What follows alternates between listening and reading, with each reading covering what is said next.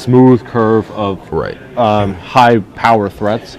The token deck is much more trying to assemble A and B together. Right. And I mean, the cards that are going to be very important for Yurien are those swords. He does have a Daybreak Ranger in his main deck, which is this is a matchup where it does shine. And one card that he does not have a lot of that's particularly good in this matchup is Naturalize. He has only one copy of Naturalize in his sideboard, only one copy of Acidic Slime that is also in his sideboard. So he's not going to be able to actually remove a Honor the Pure or Intangible Virtue in game one. Yeah, he's very soft to the enchantments. He also has 2 copies of Arch Trail on his board too, which are fine here. They're reasonable. Yeah. They don't really do much if either of the enhancers hit the board. Wolf Run though is actually he has 3 copies of Kessig Wolf Run in his deck, which has become pretty standard for red green decks these days.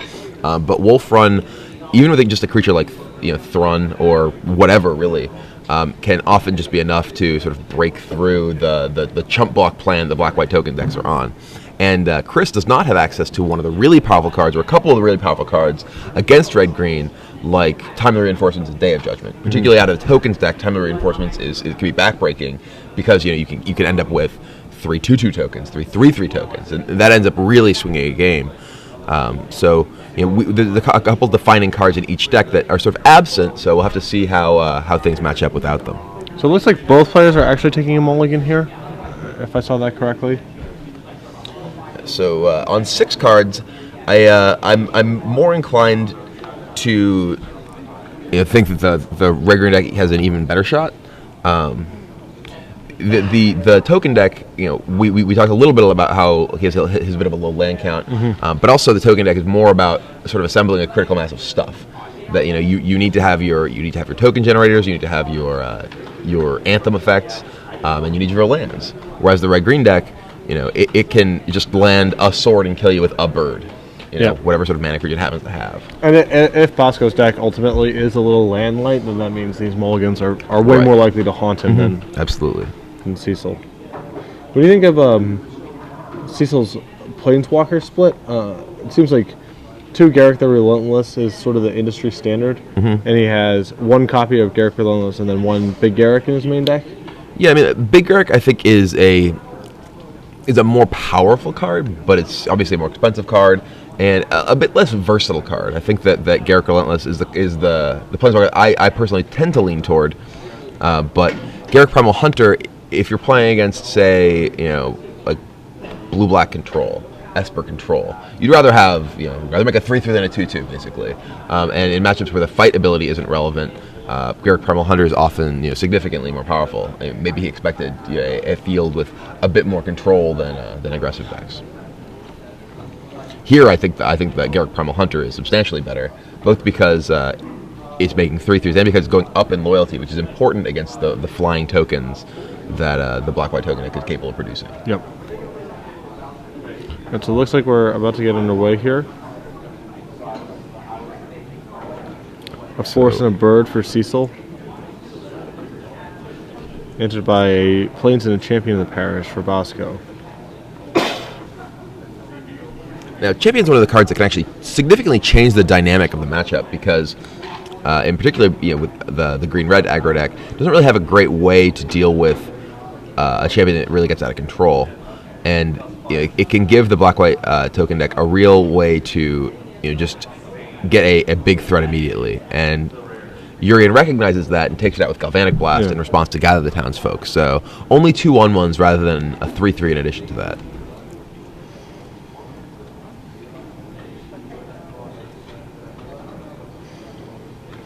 So Seyssel's hand is quite awesome. It's 2 copies of Huntmaster of the Fells and a Llanowar Elf that he just drew. I don't believe Basco has a 3rd land yet, too, so he might just be stuck on a lot of expensive action here if he doesn't draw a land. Huntmaster comes down, brings the puppy. So Basco with only 2... he draws an Intangible Virtue, which is pretty powerful here.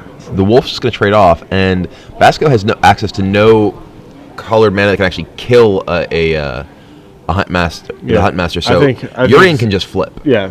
Yeah, he can just say go, kill that token. And he's just drawn a red-white sword, too. That was a black-green sword. That's a black-green sword? Yeah, much less potent. He has 1 black-green sword in his main deck. Oh, okay. So here, I mean, Yurien doesn't necessarily want to say go. He actually can play a second Huntmaster. Or a sword and an elf, which seems way worse, but yeah, he has I think you want to play your second Huntmaster here, because then even if Chris plays, another token generator in his following turn, Yurien can make 2 4/4s. Yeah. It makes whatever turn you eventually have to pass way more attractive. Though, looking at Chris's hand, he has a pair of Midnight Hauntings, or even a trio of Midnight Hauntings. So this could actually get bad for Yurien, because he's going to try and pass. Chris is going to cast Midnight Haunting, and then start taking a bunch of damage in the air, and he'll never be able to flip those Huntmasters, because Chris will consistently be able. Well, actually, no, he'll be able to cast. He won't be able to cast a spell on his own turn and on Yurien's turn. So yeah, if Chris casts the Midnight Hunting now, then Yurien can just say go on his own turn. Because the fact that Chris is a little bit stuck on mana, despite the fact that those are instants, Yurien is still able to get the flip in. So the soldier does not attack, does not want to trade with the wolf again. And I imagine what we're going to see here is attack you with the wolf, go, and just eat a bunch of guys. Yeah, he has drawn a 5th mana source here, so now he has the decision of. You don't want to sword here. I think it's pretty clear, especially because when Huntmaster flips, he gains trample. Ravage of the Fell has trample, which makes the fact that that's a green-black sword not really that big a deal, because he can still hit through whatever sort of blocker with the 6-power trampling creature. And Yurien really ought to just say go here and flip those Huntmasters, and that's exactly what he does. Double trigger; those spirits are going to be dead. Night falls. Yes. Your spirits are dead. Ow! And Chris drew a swamp, but he doesn't have any black spells in his hand. He's just has a bunch of token generators. It looks like 2 more. I think is that a champion? He certainly 2 copies. 2 Midnight Hauntings. And that says go. So Yurien can, if he does, he draws a green Sun Zenith. That's interesting, because he, I think wants to cast Sword, Equip, and Attack, which is exactly what he's doing. So yeah, attack. Just alpha. Yeah, if you just send them all, because if Chris has Midnight Haunting, he could double block the unequipped Huntmaster with 2 tokens, but at that point he's taking 8 damage, and you're still hitting him with sword and getting it on tap. Yeah, all really attractive. Right. So Chris doesn't really have many good options here. He casts the Midnight Haunting, and I imagine he's gonna just trade off with the Huntmaster, the non-equipped. Right. Trade off with that and the wolf. Maybe, though he may be trying to need to assemble enough to actually take down the additional Huntmaster, but I guess if he double blocks, he does not realize that has trample. Yeah, he peeks over. Okay.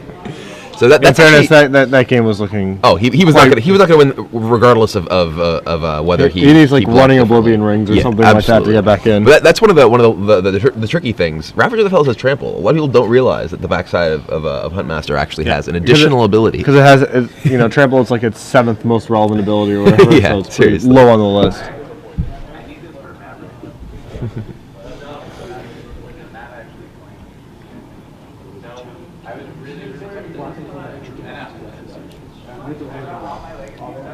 So we have a trivia question while these players are sideboarding. It is for at least 6 months. A prize to be determined later. Oh, 6 months. I'm sorry. 6 months. Later is about a second later when we put it out. And so we have to do. You have to do something Twitter oriented. Yeah, you have to post you have to post with the hashtag SCG Premium at SCG Live. Just SCG Premium. It doesn't have to be at SCG Live, but I can read them if you post at SCG Live. So you should do that, especially if we have funny answers. But the question is, name the 2 new mechanics that have been previewed in Avacyn Restored. Yeah, one of them we actually had a preview card yesterday. We did. You should go and check out the Magic Show featuring that new card if you have not seen it yet. There are 2 new mechanics that have been spoiled. Please name them both. 1 and 2. Hashtag SCG Premium. SCG Premium. Yes. Okay.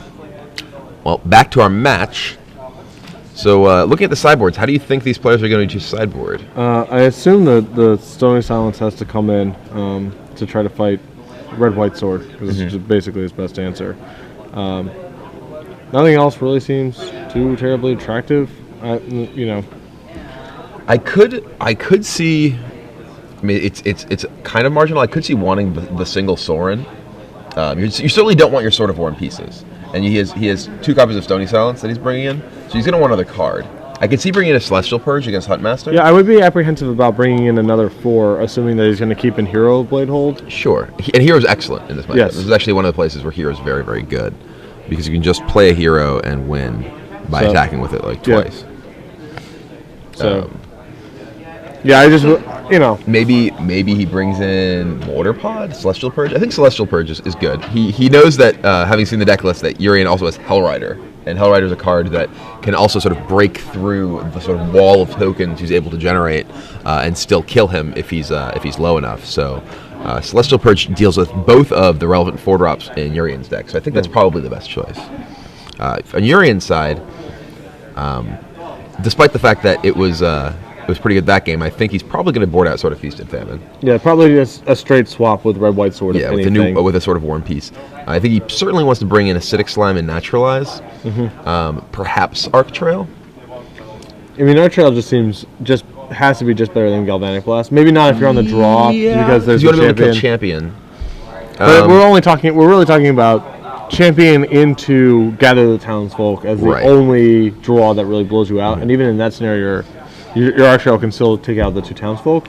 So yeah, I think you probably want to take out Garrick Relentless. He's pretty weak here. Probably the Red Zenith too. Red Zenith is okay actually. Just as Hero. Basco's it can kill Hero, and it can just go to the face, which in a game that has the ability to stall out. So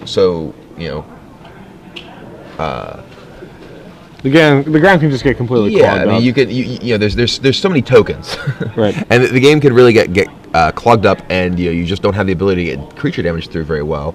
Red Sun Zenith, I think, could actually be a reasonable card to try and break through with. It's definitely a marginal card, and if he had something like a Naturalize that it was fighting for space with, I think you definitely want the Naturalize. Just feels to me like Seyssel's deck doesn't have enough range to really take that sort of angle. Like, sure, his deck's all on the ground. Yeah, but I mean, you do have the Strangleroot Geists that are getting in early, though I think Strangleroot Geist is pretty marginal.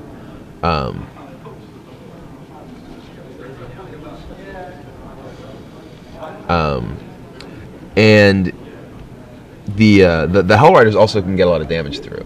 Sure. So you can get into a position, and specifically because he knows that Basco does not have access to timely reinforcements. The players know each other's deck lists, and Basco has no life gain outside of Sword of War and Peace, which is almost certainly coming out. So an effect like Nug You becomes much more attractive when you know that it's attacking 20 and not potentially 26. So Basco taking another mulligan here, and so is Yurien. All right, seeing much the same as game 1. Both players going to 6 cards.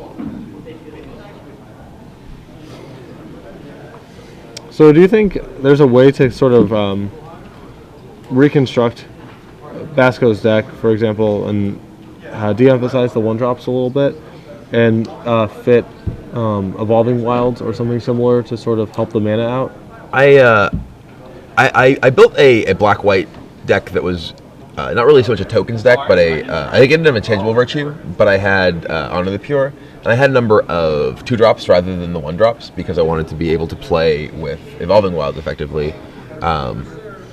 And one of the issues is just that you want your deck to actually be able to present threats early in the game, and there's a huge difference between 1 and 2 mana. In particular, in your ability to also sort of incrementally add to your board as the game's progressing. When your deck's a bunch of things that are costing 2 and 3, it takes you a long time before you get to the point where you can play 2 spells in a turn. Yeah. So I think that despite the fact that it can lead to having some mana troubles because you're not really able to effectively play Evolving Wilds, and I mean, like Doom Traveler, for instance, just isn't a particularly powerful card. Yes. It's not doing very much in this deck. It's not like, other than Champion of the Parish, you're not getting like a ton of value out of it. And Basco now going to 5 cards. Seyssel seems content on his 6. And I mean, this is one of the dangers of sort of shaving lands from decks. As we were saying sort of at the beginning, when your deck comes together, you end up working just as smooth as any other. But he didn't really shave lands so much as he scalped it. I mean, he cut 3 is no longer a shave. This is like deforestation. Demolition. You can no longer call it a shave once it's 3 lands. It's like imploding the casinos and everything. Like, the real estate values have plummeted. Yeah. But buyer's market. But yeah, just watching the deck in action, like the Champion of the Parish, and of all those matches I watched, has never really been impressive to me, except when paired with Gather the Townsfolk. That's when it is actually powerful. So, and Doom Travel, as you just said, is just like pretty low impact. So it's like, could you rebuild the deck just to have a little bit more spot removal or something like that? Like, could you fit in like Tragic Slips and more Doomblade / Go for the Throats to try to hedge your early game? Because all the power from this deck appears to be like Crusades plus token generating effects. Maybe you could add a second White Sun Zenith and go back to 24, 25 lands. Like, I think there's a direction you can take this deck. There's definitely, you do reduce the potential, like, sort of nut draws of the deck. Yes. But it's possible the deck ends up being ultimately more consistent. So, Basco, with his 5-card hand, has a turn 2 Gather the Townsfolk. Yurien with a Llanowar Elf to lead things off. I don't really see what he has for turn 2. It looks like just a Green Sun Zenith. Which I'm sure, I believe he's... Oh, he has a Stranglegeist, okay. Yeah, I was going to say Zenith. Hold on to that Zenith. Because that Zenith can become something much more impressive. So Geist cracks for 2. Oh, he has a bird as well. So if he has another land, he can Zenith for Huntmaster next turn. And he also has a Huntmaster in his hand already. So he probably wants to save that Zenith to get a Acidic Slime. Which is going to be very important against the Honor the Pure that Basco just drew. Yeah. So, Basco looks to be just... I think he just wants to attack and then play Midnight Haunting. Yeah, he has a Midnight Haunting, so I would just assume. Yeah, the humans come in. And when you mulligan to 5, not playing anything when you have 3 mana is less suspicious, but still kind of suspicious. They have Midnight Haunting. But you're going to attack that Stranglegeist right in anyway. It's totally happy to trade. Quote-unquote trade.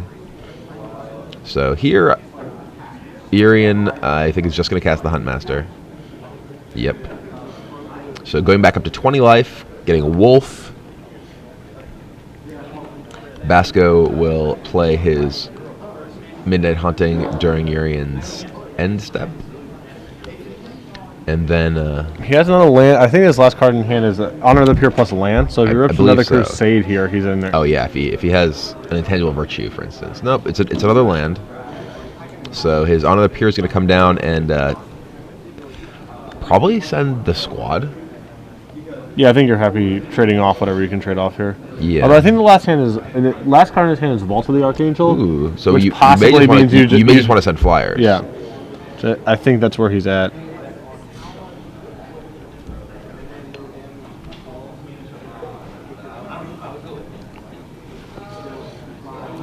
The issue is that if his plan is just to spin Archangel, he's running the risk of Huntmaster just destroying him. So yeah, especially with Yurien at 20 life already. Though if he is gaining 8, it ends up being pretty potent. He's sending for 4 in the air at least. Question is whether those humans want to come in. What do you think you attack with any of Probably the not. humans? No. Chris thinks you do. All the creatures come in. I just think trading off when you've mulliganed to 5. I just don't think you can afford to trade off one of your tokens for a wolf. Basically, normally this is a trade you'd be thrilled to make. Yes, under normal circumstances. But on a 5-card hand, I would either be looking to, basically sit back and sort of manage Seyssel side of the attack. And with Vault, you can start going in the air plus vaulting to manage the damage race. And then if you ever draw a second Crusade effect. Yurien drew, looks like a Wolf Run, which is not only the additional mana source he needs to be able to Zenith for a Slime and kill that Honor the Pure, but also going to present a huge threat. Also allows him to do something productive on his turn if he wants to set up Huntmaster to kill something on his opponent's turn. Right.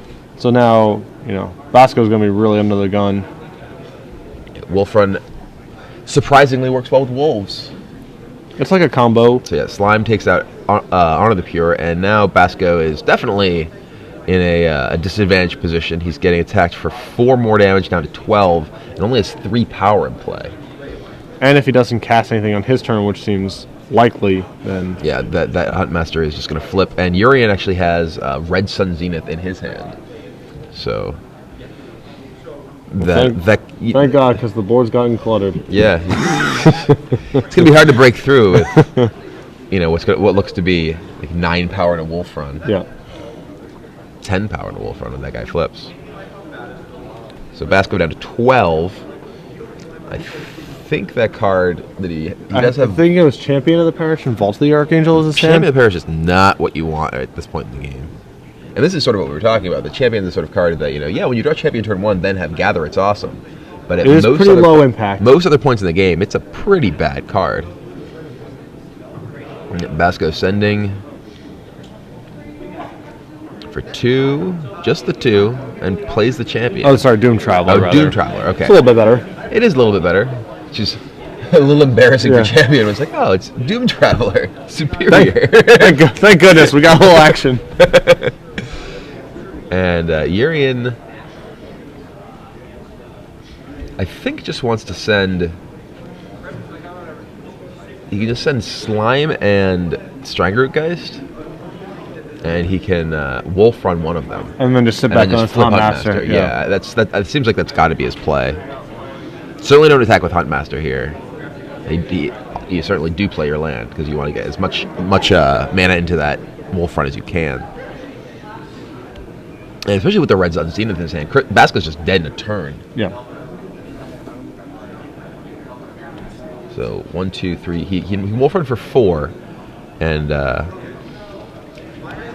though it is not relevant now because Basco has all 1 toughness creatures, Wolf Run on a Death Touch creature is particularly potent because you only ever have to assign 1 because 1 is lethal damage. So even if there was a 20 power blocker. No, trample. And on the other side of the bracket, Brian Page has won his match 2 games to 0. So now we know which Delver deck is in the finals. He has punched his ticket to the finals. Yeah, absolutely. Brian Page, a local player, came in at first seed in the Swiss, and the new play-draw rules potentially going very much in his favor. He's on his way to the finals, where he will also get to choose to play or draw. I'm guessing he'll choose play. I don't think there's any reason to attack with his Llanowar Elf. Well, just the only reason I could see is as a hedge against him ripping a Crusade. Like, are you happy just trading off some portion of your board? But I agree. Like, if it was a 1/1 blank, I like an attack here. But since you can just convert that Llanowar Elf into Keswick Wolf Run mana, which is a damage you're gonna Wolf Run through it anyway. It's just gonna trade with a Doom Traveler. Yeah. So it seems like you'd rather just use it for mana. All right. So he's doubling up on the Slimer. So we're just gonna Wolf Run either of them. Really, it doesn't matter. It's equal damage. Probably this Wolf Run the Undying guy, sure. So 6 damage comes in, hitting Basco down to 6 life. That Acidic Slime will trade with the Human and the Doom Traveler, which gives us a Spirit left over. Basco with 3 Spirits, gonna go to 2 in his upkeep once that Huntmaster flips. And that will put him at 4 life, facing, 6, 7 power, a Wolf Run, and a Red Sun Zenith? Yep. And Basco without timely reinforcements in his deck. So thinking this one's going to go pretty quickly to Yurien. Howls of the Moon, Basco, a second vault. Pretty not sweet. Not a particularly effective card, and Basco extends the hand. So Yurien Seyssel wins 2-0. Two pretty lopsided games. Yeah, Basco did mulligan a couple times. Yeah. Yurien mulligan as well in the first game. Basco twice in the second. But yeah, Yurien